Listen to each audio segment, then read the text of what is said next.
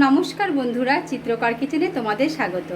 আজকে চিত্রকর কিচেন একটা নতুন রেসিপি করে দেখাবে, বা গলদা চিংড়ির সর্ষে পোস্ত।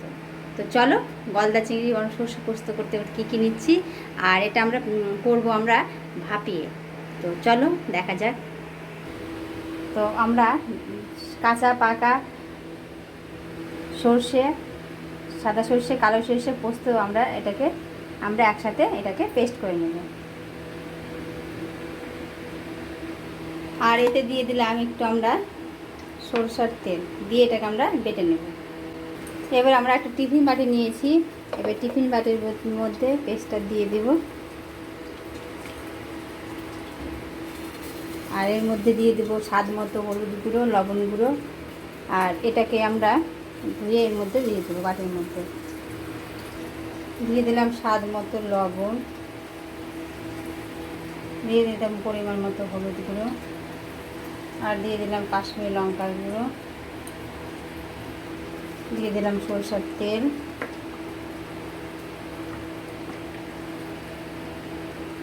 আর দিয়ে দিলাম 1 চামচ টক দই। 2-3 চামচের মধ্যে আমরা টক দই দিয়ে দেবো। এবার এটাকে ভালো মতো করে আমরা ফেটিয়ে নেব। যেহেতু টক দই দেওয়া হয়েছে, ভালো মতো করে ফেটাতে হবে।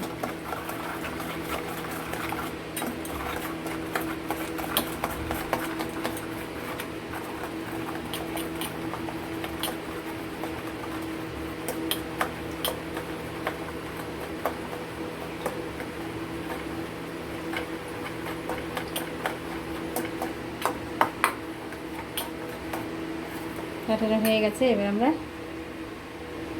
চিংড়ি মাছগুলো আমরা বানিয়ে চোকাটা একদম ছড়িয়ে নিয়েছি, এর মধ্যে দিয়ে দেব।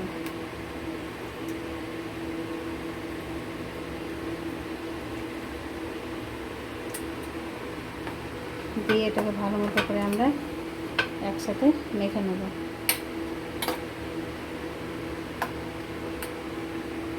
এদিকে আমরা কড়াইতে জল চাপিয়ে দিয়েছি, একটা স্ট্যান্ড দিয়ে দিলাম।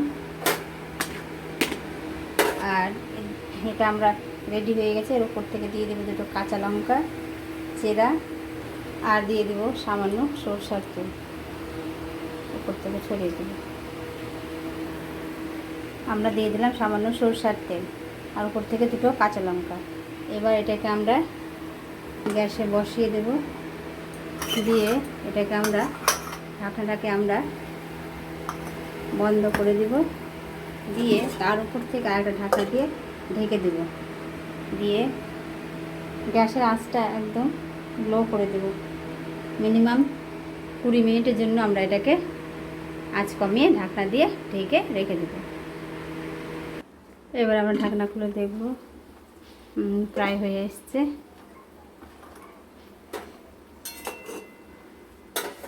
এবার এটাকে একদম আঁচ আমরা বাড়িয়ে দেব, দিয়ে ঢাকনা দিয়ে ঢেকে 2-3 মিনিট আমরা এটাকে করে নেব, জলটা একটু শুকিয়ে নেব।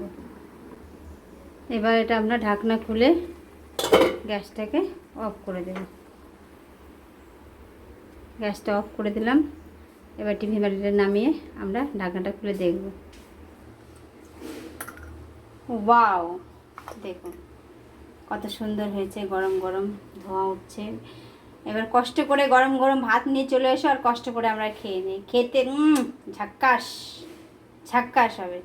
তো আমার রেসিপিটা যদি ইউটিউব থেকে দেখে থাকো, আর যদি ভিডিওটা ভালো লেগে থাকে, তাহলে অবশ্যই একটা করে লাইক, শেয়ার ও সাবস্ক্রাইব করে দেবেন। আর যদি ফেসবুক থেকে দেখে থাকেন, আর আমার ভিডিওটা যদি ভালো লেগে থাকে, তাহলে অবশ্যই একটা করে লাইক, শেয়ার ও ফলো করে দেবেন।